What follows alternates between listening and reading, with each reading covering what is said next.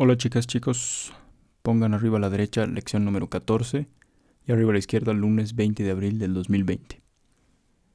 ¿Se acuerdan de las dos versiones que les he leído del cuento del Jucumarita? Esas eran versiones de un cuento fantástico, como les dije.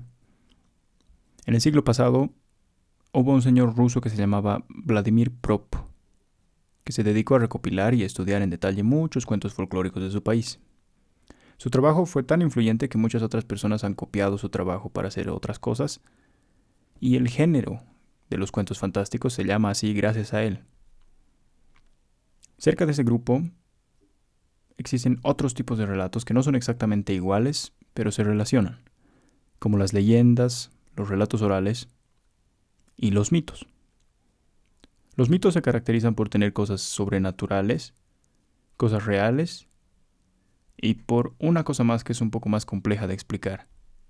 Los mitos eran para los pueblos antiguos algo parecido a lo que es la historia hoy en día, porque también cumplen la función de responder a algunas preguntas bien grandes, como quiénes somos, de dónde venimos, cómo vivimos, cómo morimos, etcétera, etcétera.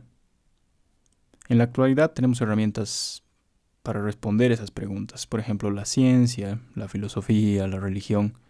Pero antes, muy antes, esas herramientas no estaban tan avanzadas, y lo que había eran mitos. Algunas características formales de los mitos.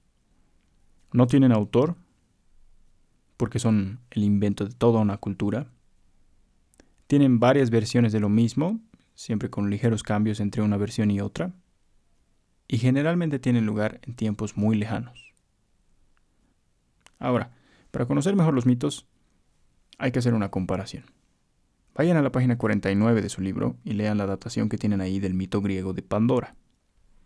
Luego vayan al cuento adjunto en las fichas y lean el cuento El experimento del Dr. Heidegger, que también es del mismo autor. Comparen el mito con el cuento, según algunos criterios. ¿Cómo son sus personajes? ¿Cuál es la trama? O sea, ¿de qué trata? ¿Cuál es el argumento? O sea, ¿cómo está armado cada uno? Les doy un ejemplo haciendo una comparación de antigüedad. El mito de Pandora es originalmente griego, pero tiene varias versiones. La primera versión conocida es de Hesíodo, entre el 700 y 600 a.C.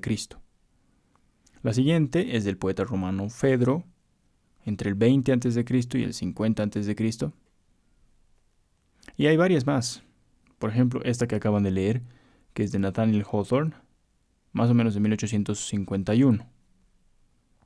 Entonces, el mito de Pandora tiene como 2600 años de antigüedad, mientras que el cuento del Dr. Heidegger solo tiene unos 170 años. El mito original consiste en que Prometeo desafió a los dioses conquistando el fuego.